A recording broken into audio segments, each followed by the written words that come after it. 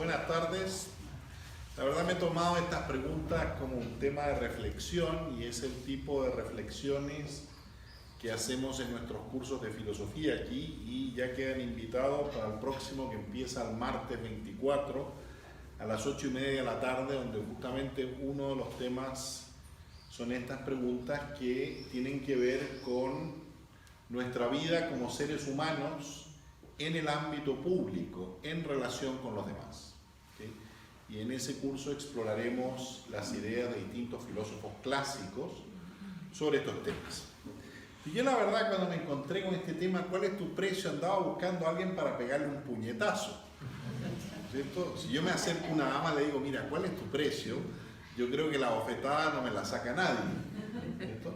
Entonces, lo que inmediatamente se nos viene en mente, ¿no es cierto?, es el cuál es tu precio en sentido de la corrupción, es decir, cuánto te tengo que pagar para que hagas lo que yo quiero que hagas, ¿cierto? En algunos lugares se llama la mordida, ¿okay? En otros lugares, yendo hacia el levante, un poco más hacia el norte, esto estaba institucionalizado y tenía un porcentaje, ¿no es cierto? Pero a ver, ¿por qué no damos vuelta a la misma pregunta? Y aquí tengo mi chuleta. ¿Cuál es tu precio para participar activamente en política? Usted dirá, bueno, a ver, esto suena raro. Es que no suena tan raro porque hoy tenemos el hecho, en muchísimos países, incluidos España, en que los jóvenes no quieren participar en política. Ustedes saben que no votan. Entonces todo el mundo está desesperado porque al final tenemos esta clase de políticos que se pasa la vida en eso, de vez en cuando le haría bien trabajar también, y gente joven que dice, mira, yo ese juego no lo voy a jugar. Bueno, eso no soy yo.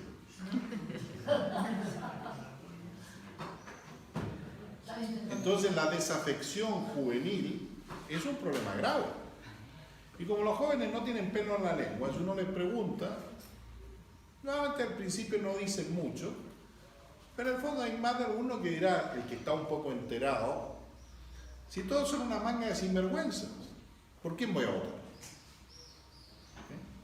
Lo cual ya nos acerca al blanco y tal vez también a esta manera un poco escéptica de enfocar el tema cuando preguntamos, bueno, ¿cuál es tu precio? Porque desgraciadamente muchos sí tienen un precio. Entonces, empecé a darle vuelta a este tema y busqué inspiración. No divina, pero pensé, bueno, a ver, ¿qué autores conozco que dicen cosas interesantes sobre esto? En relación, de manera indirecta, y quiero hablar de dos autores que tal vez algunos conozcan, son muy conocidos. Uno es Daniel Goleman, ¿cierto?, el que popularizó esto de la inteligencia emocional, y que justamente una de las cosas interesantes que dice es que una de las cosas que caracteriza a los líderes es la inteligencia emocional. Tómense un minuto para apagar los teléfonos, si es posible. ¿Alguno más? Entonces, tenemos al señor Goleman y ya vamos a ver qué nos dice. Y después tenemos a otro señor que en su momento fue muy conocido y sigue siéndolo. Creo que su libro ha vendido 25 millones de ejemplares en el mundo, en 52 idiomas, que es Stephen Covey, que escribió un libro que se llama Los 7 hábitos de gente muy eficaz. Pero la verdad que busqué inspiración en estos dos libros, porque recordaba que en estos dos libros se planteaban acciones humanas cuya base son los valores. Es decir, uno de los elementos que está haciendo un retorno fuerte es que tenemos que volver a construir las cosas en torno a valores. ¿Qué significa esto? Esto significa que una sociedad es un conjunto de individuos Y no tenemos individuos si no hay valores. Y la verdad que esto no es tan complicado, porque seamos del partido político que seamos, creamos en uno, creamos en el otro, todos vamos a coincidir, al menos como aspiración, en valores como la honestidad, la integridad, la competencia, etcétera, etcétera. Es decir, no es tan misterioso el tema de qué es lo que esperamos de otro. Lo que plantean estos dos autores, que a mí me pareció muy interesante, es el construirse a sí mismo en torno a ciertos valores. ¿Sí? Están diciendo, mira, tú quieres ser alguien en la vida, en el fondo, quieres ser muy eficaz, quieres ser un líder, te vas a tener que construir en torno a algunos elementos fundamentales y aquí no hay atajos. Entonces he vuelto a revisar qué es lo que nos dicen y qué es lo que quería compartir con ustedes, pues la verdad que me ha parecido interesante. A ver, ¿qué nos dice Goleman acerca de la inteligencia emocional? Y yo me atrevería a decir que qué demonio la inteligencia emocional es lo que podríamos llamar madurez. Un ser humano maduro. Y que no le faltan 10 herbores. Y podríamos decir que querríamos, como líderes políticos, sea en el ámbito que sea, persona madura a la cual no le falten 20 herbores. Yo creo que estaríamos todos más o menos de acuerdo en esto. ¿Cuáles son las características de esta persona, de este individuo? Primeramente, y esto es muy interesante, porque incluso hace la referencia y dice, mire, en el fondo volvamos a Sócrates. ¿Cuál es la primera característica? El autoconocimiento.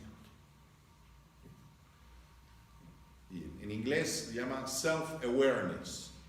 Es decir, un autoconocimiento activo en el sentido de que realmente me miro en un espejo y me conozco. Es decir, no es una cosa abstracta. Y da algunos ejemplos interesantes cuando dice, si por ejemplo, si en ciertas situaciones me tensiono mucho y me pongo muy pesado con la gente, a ver qué es lo que debería hacer antes para no llegar a esa situación. Porque el segundo de estos elementos es lo que llama autorregulación o lo que yo llamaría autocontrol. Es decir, el poder controlar nuestros impulsos no es una cosa de que yo lo controlo todo en mi vida, pero yo estoy consciente y sé que a veces se me va la mano. Sé que si estoy cabreado no debiera tomar decisiones importantes. Es decir, hay una autorregulación de mis decisiones, de mis actos, etc. La tercera característica, que esto aparece en todos los temas de liderazgo, es la motivación. Es decir, hay que estar motivado, hay que tener energía. La cuarta es la empatía. Y ustedes saben que la empatía es muy difícil porque nos obliga a por lo menos a hacer el esfuerzo de ponernos en la situación del otro. Que hasta los indios americanos tenían este dicho muy simpático, decía que hay que haber caminado un par de kilómetros en las sandalias del otro para entenderlo. Y la quinta habilidad que podríamos decir son lo que podríamos llamar habilidades interpersonales o habilidades sociales.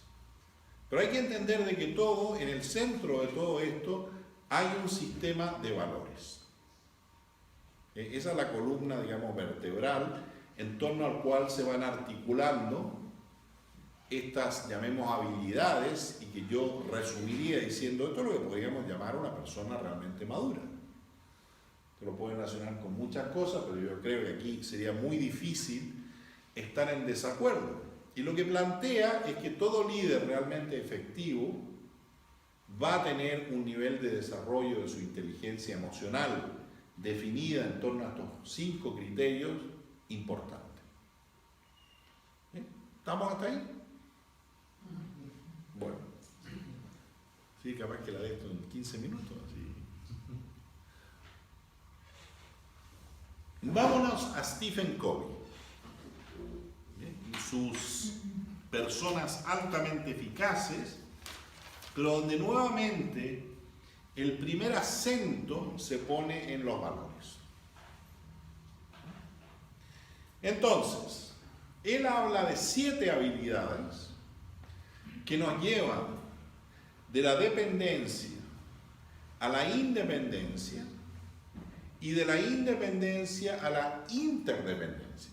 Esto es interesante porque nosotros somos nuestro propio mundo, pero dice, mira, primero tienes que controlar un poco tu propio mundo antes un poco de aventurarte afuera. Entonces va a haber 3 habilidades o 3 hábitos, porque es muy interesante.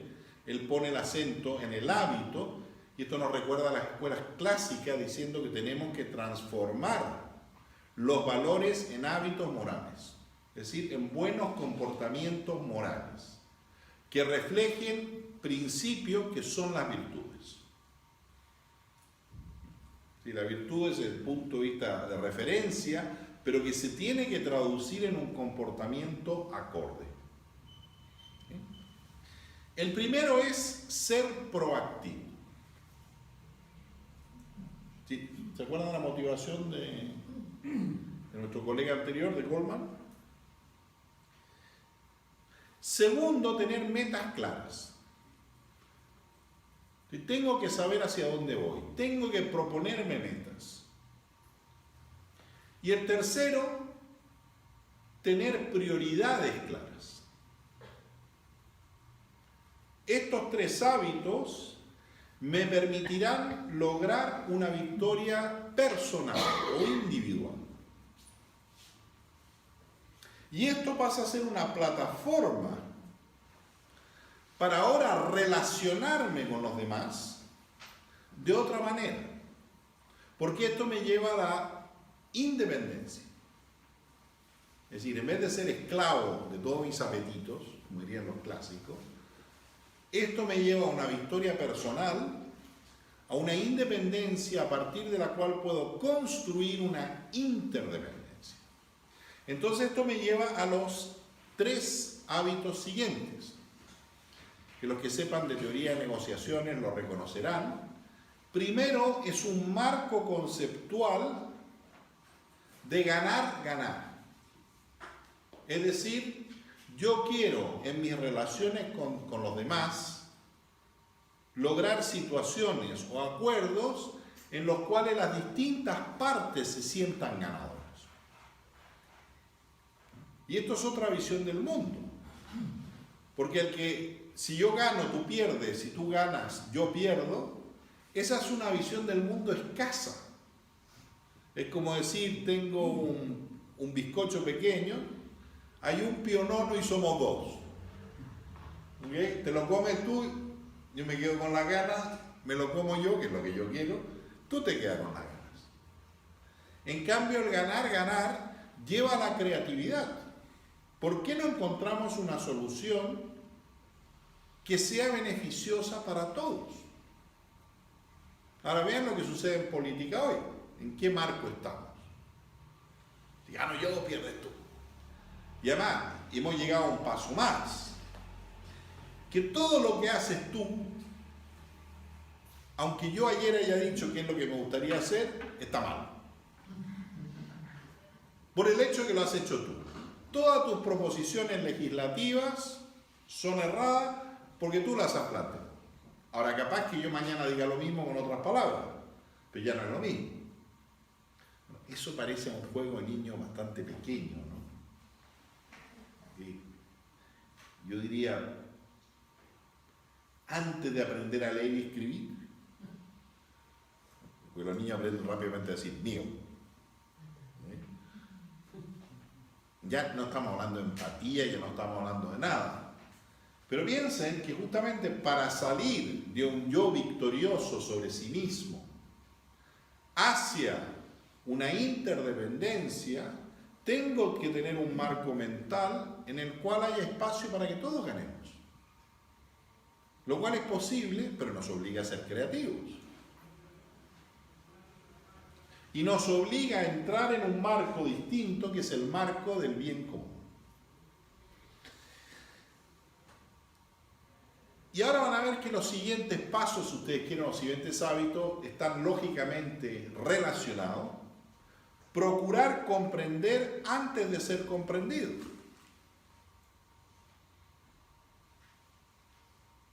A ver, ¿cuánto les interesa en política el comprender antes de ser comprendido? ¿No se han dado cuenta que los debates no son debates? Ustedes saben que un debate tiene reglas del juego. ¿Qué es un debate? Que estamos hablando sobre la misma cosa, tal vez tomando puntos de vista alternativos. Pero la mayor parte de los llamados debates son diálogos de sordos, donde 2/3 del tiempo se pasa agrediendo al otro en cosas que no tienen nada que ver con el tema que se está debatiendo. ¿Sí? Habría que invitar a todos estos personajes a Inglaterra, donde todavía hay una tradición de debate, y desde el colegio hasta después en la universidad se aprende a debatir, que es tomar posiciones distintas pero sobre el mismo tema. Y el sexto elemento será el de buscar sinergias. Es decir, ya entramos en la acción colectiva, donde la idea es que en vez de que nos vayamos haciendo zancadillas, 1 más 1 sea 3. Es decir, el hecho de que seamos varias personas o muchas personas trabajando en conjunto nos permita lograr metas que individualmente no podríamos lograr. Y esto nos lleva a una real interdependencia positiva. ¿Cuál es el séptimo elemento? Es interesante. Que él tenía una imagen, y dice, bueno, si yo me voy al bosque a talar árboles, ¿qué es lo que tengo que hacer de vez en cuando? Afilar el hacha. Es decir, no es simplemente una rutina que no lleva a nada, sino que continuamente tengo que reevaluar mis instrumentos y tengo que calibrar las cosas. Bueno, la verdad que esto me ha hecho sentirme un poco mejor. Esto es sano, porque el punto de vista es distinto. Como ven, lo que aparece aquí es un principio que hoy desgraciadamente falta en la política en muchos casos, que es el bien común.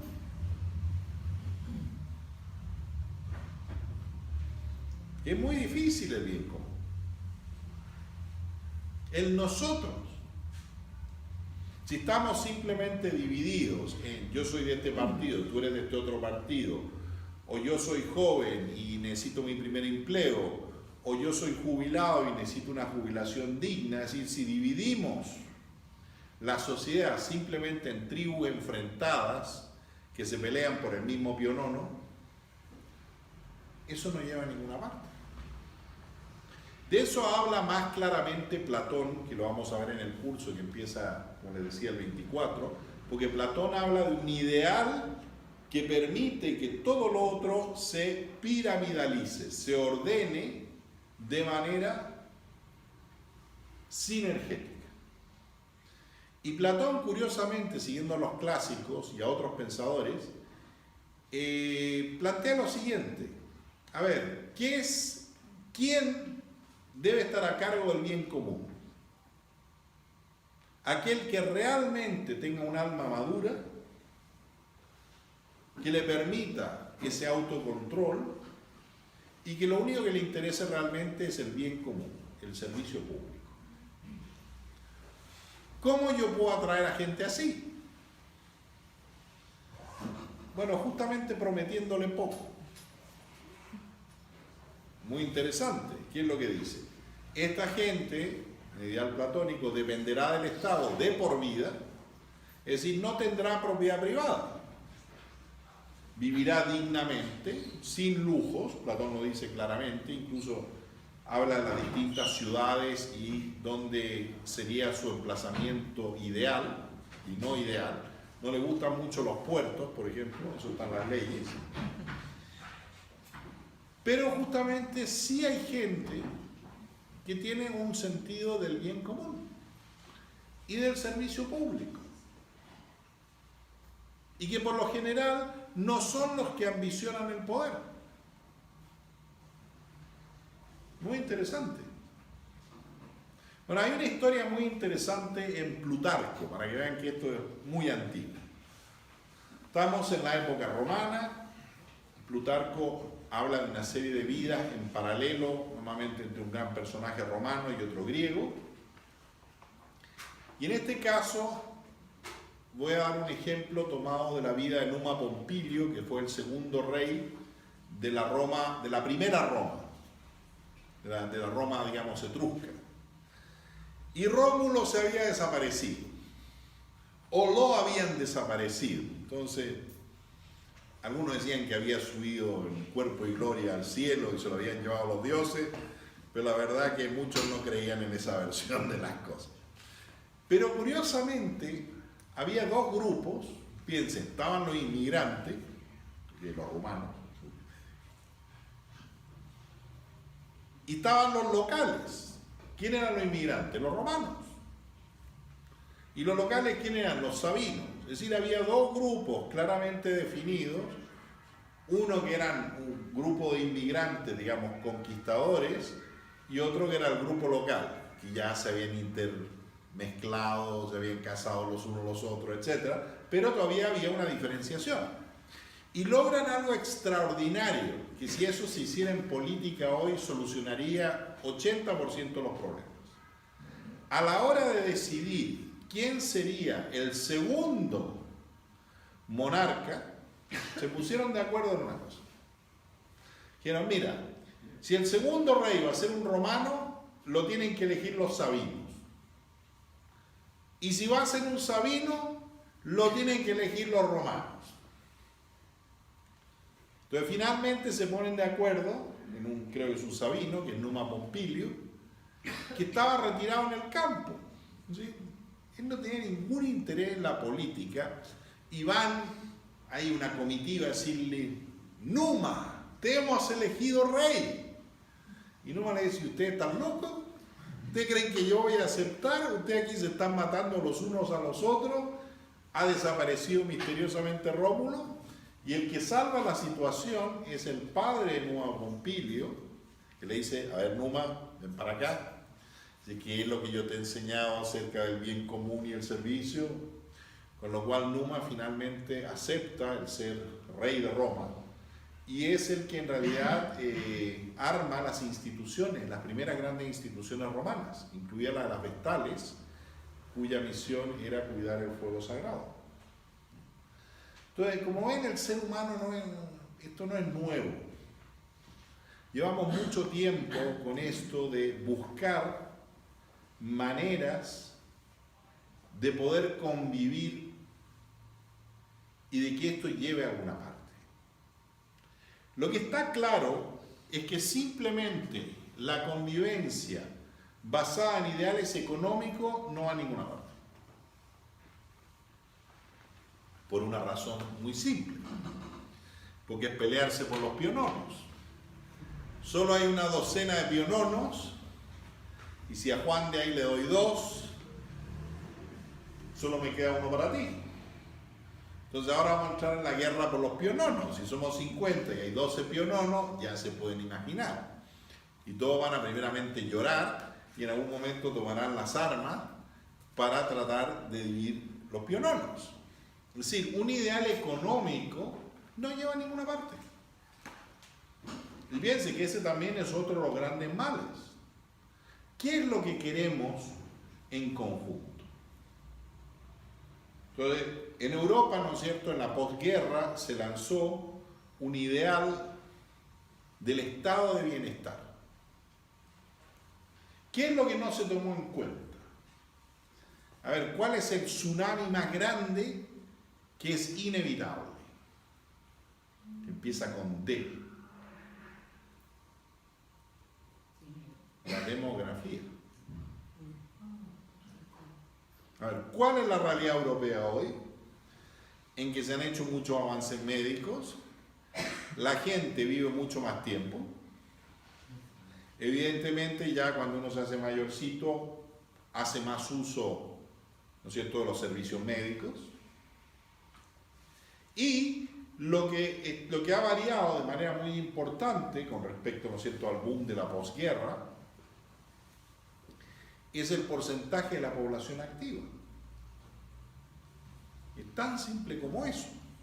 Y una gran parte del problema de las jubilaciones va por ahí, porque todo el sistema está estructurado en que los que están trabajando ahora pagan a los jubilados de ahora. No fue creado como un sistema de ahorro. Sí. No digo que esto sea bueno, no digo que sea malo, es la realidad. Con lo cual, porcentualmente hay cada vez menos recursos. Y por otra parte, nos falta gente en muchas áreas. Ha cambiado claramente la estructura vital y la gente hoy a los 65 años es joven. Tal vez sea equivalente a alguien de 50 de hace 30 años, pero estamos sacando de la vida útil a mucha gente que podría contribuir de muchas maneras. Pero ven que eso obliga a pensar de otra manera. Bueno, yo quería darle algunos principios míos, que evidentemente no son míos. Pero me ponía a pensar, bueno, a ver, si yo tuviera que definir qué es lo que querría de alguien que nos representase a todos, de alguien que tiene que tomar decisiones políticas, ya sea en el campo legislativo, o ser un alcalde, o un concejal, o lo que sea. Me voy a quedar con 5 cosas que tuve que pensar. Primero, integridad. Y ven que aquí nos podríamos pasar 8 horas discutiendo lo que es integridad, pero yo creo que todos tenemos una idea bastante clara de lo que es una persona íntegra.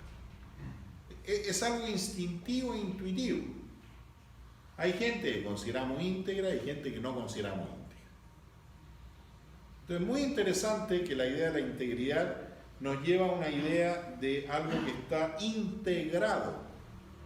Es decir, que todas las partes están relacionadas. Es decir, yo la relacionaría con el individuo, que la integridad es una característica natural o un valor fundamental de un individuo maduro o de un individuo político. Segundo, claramente en relación con esto, es la responsabilidad. No sé si ustedes han escuchado la radio o la televisión en estos últimos días. Yo no sabía, yo nunca vi eso. Sí, en realidad debía haber sido responsable, pero esto nunca pasó por mis manos. Hay una especie de amnesia colectiva a la hora de enfrentar la responsabilidad, y eso sí me hace pensar en otras culturas.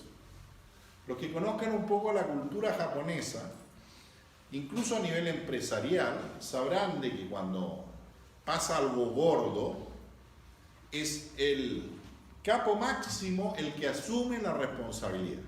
Dice, esto es responsabilidad mía, aunque en realidad no haya tenido nada que ver, aunque esté a cargo de una empresa de 300.000 personas y claramente alguien por ahí abajo haya metido la pata. Pero hay claramente una cultura de decir, yo soy el capitán de este barco, es mi responsabilidad. Y ya sea se disculpan, ya sea renuncian. No es una práctica muy difundida en Occidente que yo haya visto, sino que más bien aparece esta especie de amnesia colectiva. Oh, yo nunca supe eso. Pero si usted habló de eso la semana pasada, es que ya no me acuerdo. Tercer elemento. La competencia, es decir, el ser competente, no el competir con otros, que yo relacionaría también con la experiencia. Pues hay muy pocos que nacen sabiendo. Yo le preguntaría al Señor, ¿usted qué ha hecho en la vida? Y de acuerdo a lo que haya hecho en la vida, sabrá más o menos de ciertas cosas. Y habrá estudiado ciertas cosas, pero ¿cómo se relaciona eso con su experiencia? Es muy curioso que hoy en política creemos de que cualquiera que le caiga bien a sus amigos es competente para ser alcalde, para ser diputado, para ser senador. Yo he estudiado algo de administración pública, porque estudié relaciones internacionales, y he estudiado especialmente educación. Tengo una maestría en educación, donde estudié el sistema educativo y todo. Pero hoy a cualquiera lo ponen ahí de ministro de educación. y después el partido lo toma y a la siguiente lo pone de ministro de Agricultura. Y después lo cambia y lo pone de ministro de Fomento, y así nos vamos. Y yo le preguntaría a esta persona, aunque sea un cargo político, a ver, señor, ¿usted de esto qué sabe? Mínimamente. A ver, ¿a ustedes les gustaría ir a donde un dentista que ha sido elegido por todos los del barrio y que la verdad que es una persona muy simpática para que le saque una muela? ¿No es cierto? Uno diría, mira, a ver, si es muy jovencito, uno ya... ¿Ve? Experiencia. No diría una persona un poco mayor. Hasta cuando uno va a sacarse sangre, ¿no es cierto?, a la salud pública, uno prefiere a una de estas señoras que claramente tienen experiencia. Si está la practicante ahí que le tiembla la mano, la verdad, uno empieza a rezar y a acordarse de todas sus oraciones juveniles. Miren, algo tan simple como competencia y experiencia. Por no decir de países donde la gente se puede presentar como representante de un lugar en el que jamás ha puesto el pie. Entonces, que hay un espacio ahí que está vacío, entonces yo me presento como diputado de un lugar que ni podría reconocer en el mapa. Por ejemplo, en Francia está la moda de que uno normalmente es diputado de un espacio geográfico específico y además es ministro o otra cosa. Es decir, ni siquiera, si uno le preguntasen 3 nombres de calles del centro, uno le podrían decir de qué va el tema. Para que vean las aberraciones en las que hemos caído. Cuarto, preocupación e interés por el bien común. Y hay gente que nunca la va a tener ni nunca la tuvo. El señor Trump parece que tiene más interés en los bienes de su familia que realmente en el bien común. Lo que pasa es que la televisión le enseñó a ser popular. Es un hombre que sabe que si uno le dice a la gente lo que quiere escuchar, la gente aplaude. Muy interesante, y esto lo vamos a ver en nuestro curso de filosofía, que de esto habla muchísimo Platón. Incluso me acuerdo de un diálogo por ahí que dice, hay un personaje que es, digamos, un gran orador, sofista, que le dice, mira, yo sería mejor médico que un médico. Yo Sócrates le pregunta, ¿y eso por qué? Pues como yo sé convencer, podría convencer a la persona que se tome las medicinas que se tiene que tomar. Ahí Sócrates vuelve un poco y dice, mira, hay conocimiento que podríamos llamar técnico y hay gente que sabe construir barcos, hay gente que sabe medicina, hay gente que sabe de cerámica, es decir, hay un conocimiento técnico. Pero es curioso cómo ha eliminado eso de la política. Pues el tema no es la titulitis, sino que realmente vaya surgiendo gente con experiencia, y que no pueda pasar a otro tipo de nivel si no ha hecho antes sus armas a un nivel más básico. Cada cual debe haber sido, antes de meterse en las grandes políticas, alcalde de un pueblo pequeño. Porque un pueblo pequeño es un microcosmos. Y lidiar con la junta, con la diputación, y si llega a ser de otro partido que el partido, digamos, dominante, saben que va a tener problemas, etcétera, etcétera. Y mi quinto principio es el que yo llamaría fortaleza moral. ¿Qué significa esto? Resistencia a las amenazas y a la corrupción. Ustedes saben que si hoy ustedes son un juez en España que no está de acuerdo con ciertos personajes, lo van a amenazar o la van a amenazar. Entonces, ven, ahora, ¿cuál es tu precio? De repente puede cambiar el precio. Pues tal vez el precio pueda ser la dignidad. Yo estaría dispuesto a participar en política si puedo mantener mi dignidad, y ayudar a construir la dignidad de los demás. No lo he hecho, no he entrado en una serie de circunstancias en las que podría haber entrado, porque no vi eso, porque vi que todo tenía un precio. A ver, le voy a decir algo que suena totalmente normal, pero que si lo piensan es una aberración: la disciplina de partido. Porque en teoría, si yo soy un representante político local, debo conocer las necesidades de mi pueblo, de mi localidad, de mi comunidad autónoma, etc. Es decir, estoy representando el bien común muy específico de un grupo de personas, pero no, ahora tengo que ver qué es lo que se determina. Y que las listas además se determinan de esa manera. Ven que tenemos un problema. Pero por otra parte ven que no está tan difícil el entender lo que habría que hacer. Ese es el gran dilema de hoy. Yo lo he visto incluso en campos profesionales, en que el nivel del discurso va subiendo y se va complejizando y vamos subiendo como si ya fuéramos doctorados, pero a nivel de la acción básica tenemos un problema. Entonces, ¿qué podemos hacer? Primero hay que volver a acercar el ser y el hacer. ¿Qué significa esto? ¿Cómo se construye el ser? El ser se constituye o se construye más que en base a conocimientos, en base a valores. ¿De cuáles son mis valores? ¿Qué es importante para mí? Ahora, en algún punto estos mismos valores tienen que evolucionar hacia el bien común. Porque si mis valores son simplemente defender lo mío a cualquier precio, eso lo hace cualquier bebé de un par de meses. Si no, vayan a un jardín infantil y vean, no, es mío, no te lo presto. Habría que tomar a todos los políticos y decir, señores, hoy día nos vamos a ir a visitar un jardín infantil para que se vean al espejo. Y además repetitivo. Podríamos tomar un par de sesiones del Congreso, mostrar el vídeo de la última vez, ¿para qué repetir el discurso? Que se tomen una Coca-Cola mientras vean la misma repetición. Pero ven, entonces uno dice, bueno, pero ¿qué falta aquí? Faltan valores.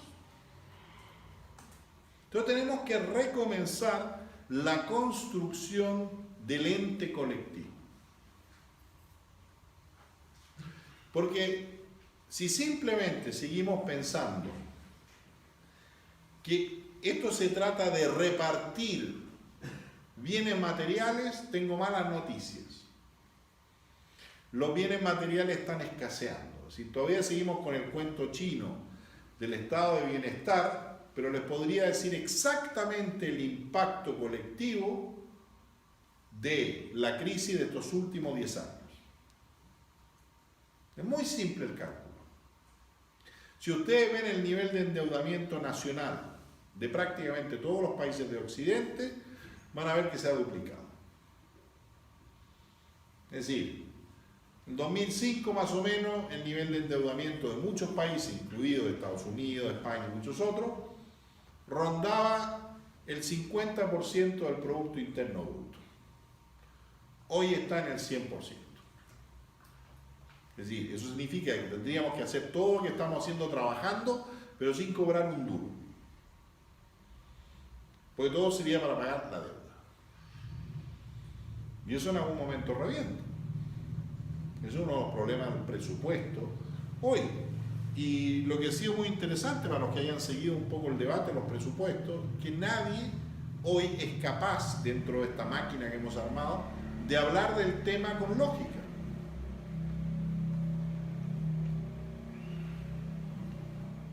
A ver, ¿cuál es la lógica del PSOE? Que nos está yendo muy bien y que hay que subir los beneficios sociales. Sí, pero ¿dónde está el endeudamiento y el doble? ¿Cuál ha sido la lógica del gobierno? Reducirle las jubilaciones, pero misteriosamente no se han reducido los salarios del sector público, que se van a duplicar, y no se han reducido los sueldos de los políticos. Misteriosamente, si ustedes se van, casi todos los países del mundo van a ver que los beneficios concretos que tiene el sector de los políticos misteriosamente son infinitamente mejores que el ciudadano medio. Eso es objetivo. Y eso ustedes pueden ir, les puedo dar 10 países, se pueden ir y pueden medirlo. ¿Okay? Entonces, ¿qué podemos hacer? Bueno, nosotros aquí tenemos lo que yo no llamaría una respuesta, sino que un experimento. Es decir, el tema no es encontrar hoy la respuesta. No existe la respuesta. Pero existen muchas pequeñas iniciativas para empezar a hacer las cosas de otra manera. Por ejemplo, hay una serie de economistas, especialmente austríacos, que están trabajando sobre la idea del bien común y cómo ello se podría traducir en una economía solidaria. Porque hay algo muy curioso en esto de cuál es tu precio. Hay mucha gente que está dispuesta a hacer muchas cosas con un precio muy bajo, el de sentirse útiles. El nivel de generosidad a nivel mundial es extraordinario. Hay gente como usted, como yo, hay individuos que hacen cosas concretas en beneficio de otros.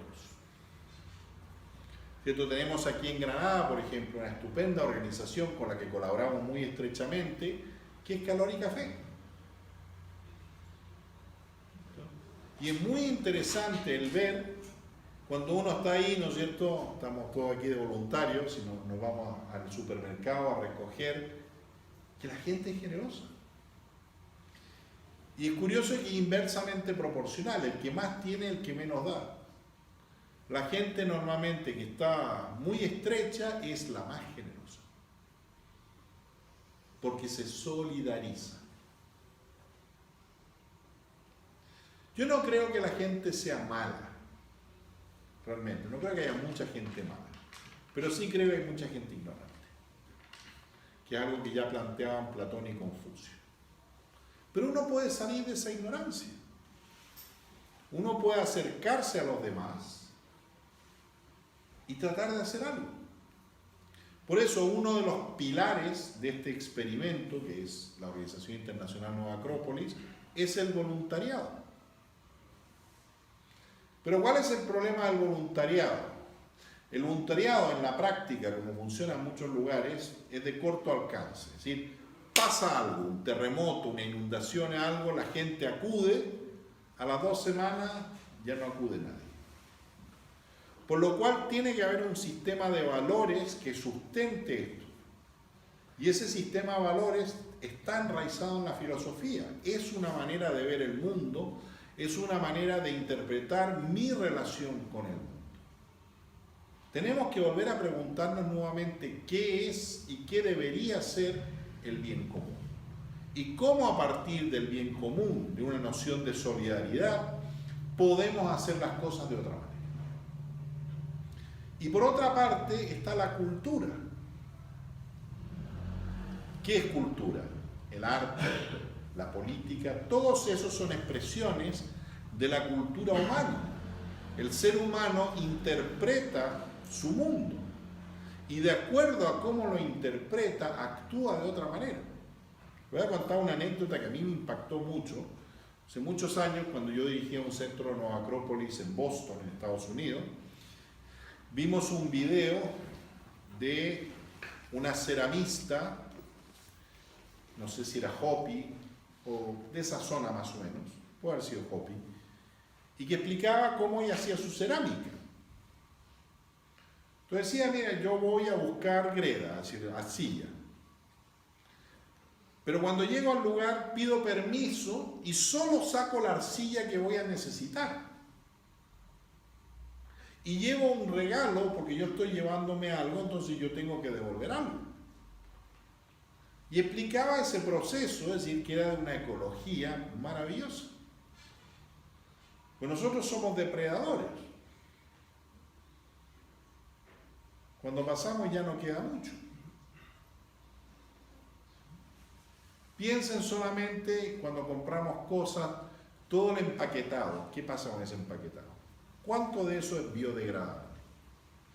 ¿Cuánto tiempo se demora en biodegradarse el plástico que usamos para tantas cosas? Y estamos en una época en que tenemos mucho conocimiento y que las cosas se podrían hacer de otra manera. Por lo cual, conocimiento sin valores no va a ninguna otra parte, porque por lo general infla el egoísmo. Y por eso, para cerrar, quiero plantear estos 5 principios, que evidentemente no me he inventado, pero que en esta reflexión he extraído, que son la integridad, la responsabilidad, la competencia, en el sentido de ser competente, aunado con la experiencia, la preocupación por el bien común y la fortaleza moral. Estas son algunas de mis reflexiones y los invitamos entonces para el martes 24 a las 8:30, si quieren descubrir alguna de las muchas fuentes clásicas de este tipo de pensar. Pero me he tratado de atener a las instrucciones que me han dado para que podamos tal vez intercambiar algunas ideas, si hay algunas preguntas.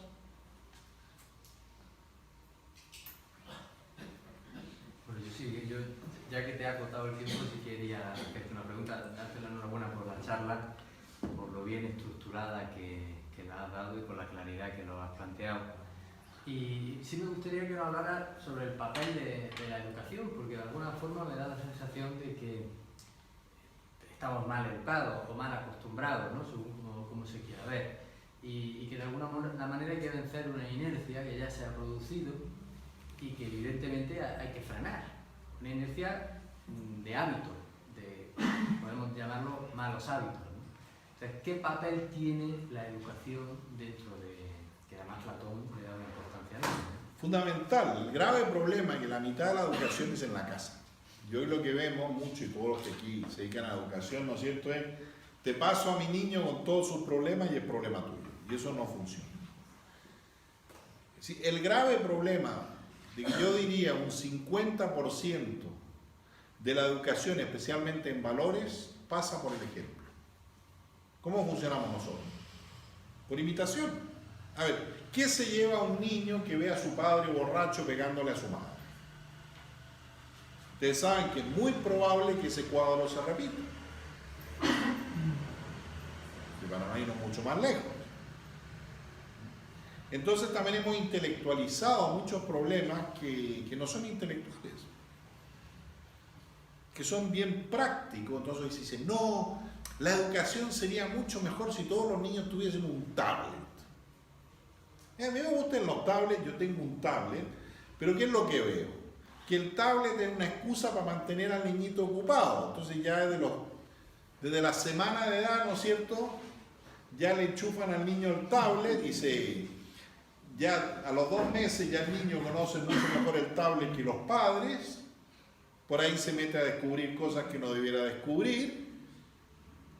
Y no hay tantos programas en Netflix o otro. Yo me vi ahora, estuve en Navidad con mi hermano ahí, con su nieto, me vi como unos 10 capítulos de la cerdita esta que está en Netflix, que está muy simpática. Pero ¿cuántos buenos programas hay?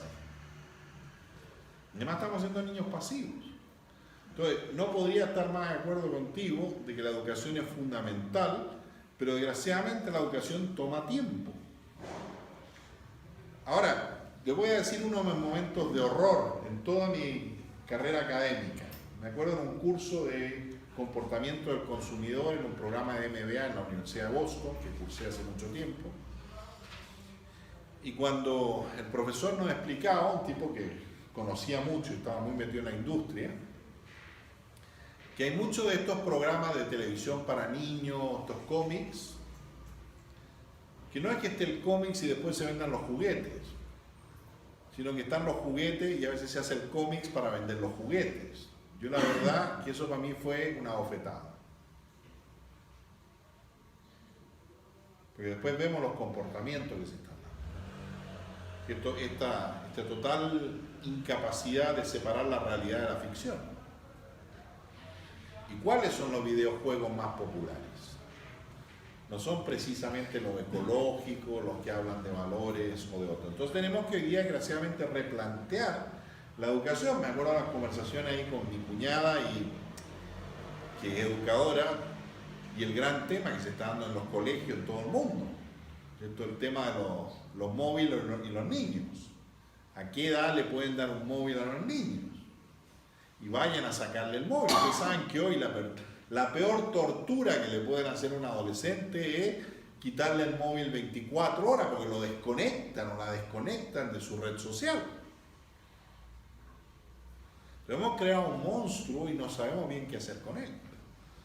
Es decir, desgraciadamente la educación ya no es simplemente un control sobre un cierto flujo de conocimiento, sino todo un sistema de apoyo y refuerzo que exige mucho tiempo. Y si ustedes tienen hijos adolescentes o hermanos adolescentes, sabrán de que no es fácil el tema. ¿Sí? Me acuerdo, para mí la mejor lección fue haber pasado tiempo con mi sobrino, que ahora ya tiene unos 30 años, esto va a ser unos 5 o 7 años, así ya tenía unos 25 años. Me acuerdo ahí, conversación, definición de conversación. Él estaba en su ordenador chateando con unas 10 personas, estaba el televisor prendido y estábamos conversando. Ahora, yo sabía que si apagaba el televisor o le decía que apagara el ordenador, se acabó la comunicación. ¿Sí? Hay mucho ruido en el sistema, a los que sepan de teoría de comunicaciones. ¿Preguntas, comentarios? Sí. Las 5 premisas básicas, que estoy totalmente de acuerdo, para la política, ¿qué papel o cómo influye la ideología? Es decir, ¿cómo la tergiversa? ¿No? Si la idea de una libertad individual está por encima de la del Estado, el Estado por encima de la libertad, ¿cómo influye eso en el común? Si esa virtud o esa premisa las engrandecen las ideologías o las achican o las desprecian. Es que el tema, alguien hace las ideologías. Lo que pasa hoy ya incluso no estamos hablando de ideología, sino que estamos hablando de slogans. Es decir, hoy los mensajes no son manejados por los ideólogos, sino por expertos en comunicación que saben que hay que decir la cosa de la manera A y no de la manera B. Y que depende de lo que pasó ayer, hay que no decir ciertas cosas. Entonces incluso muchos de los discursos de las campañas y todo pasan por 80 filtros. Es decir, de ahí a saber qué es lo que le pasó a Hillary Clinton. Al final la gente decía, bueno, pero me gustaría saber lo que usted piensa. Pero de acuerdo al sondeo último cambiaba lo que ella pensaba. Que, por ejemplo, el Tratado de Libre Comercio, famoso ahí con Asia y con todo. Primero ella apoyaba a Obama. En cierto momento le dijeron, usted se tiene que distanciar de Obama. Entonces de repente empezó a criticar lo que ayer estaba apoyando. Pero no estaba muy claro el argumento de por qué ella había cambiado de opinión. Ella también votó a favor de la intervención americana en la guerra de Irak. Entonces tenemos estos personajes mediatizados en que no tenemos idea de qué es lo que piensan, excepto Trump. Y que además a mí me llamó mucho la atención un comentario del exdirector de la FBI, que ahora sacó naturalmente su libro, así que con eso se va a forrar, pero donde dice algo muy curioso que a mí me choqueó de ahora, independientemente del personaje, pero para dar cosas a las que todo... Decía, eso sería un error pensar que Trump es un idiota. Pero lo que dijo después, el problema es que es moralmente incompetente para ser presidente. Independientemente de lo que pensemos de un personaje u otro. Es decir, que hemos llegado, y es interesante que estamos llegando de nuevo al corazón de la cuestión. Que la competencia moral es la característica o la cualidad número 1 antes de entrar en todas las otras cosas. Y por eso me gustan estos dos autores, Stephen Covey y Daniel Goleman, porque ponen el acento en este aspecto moral. Bueno, muchas gracias.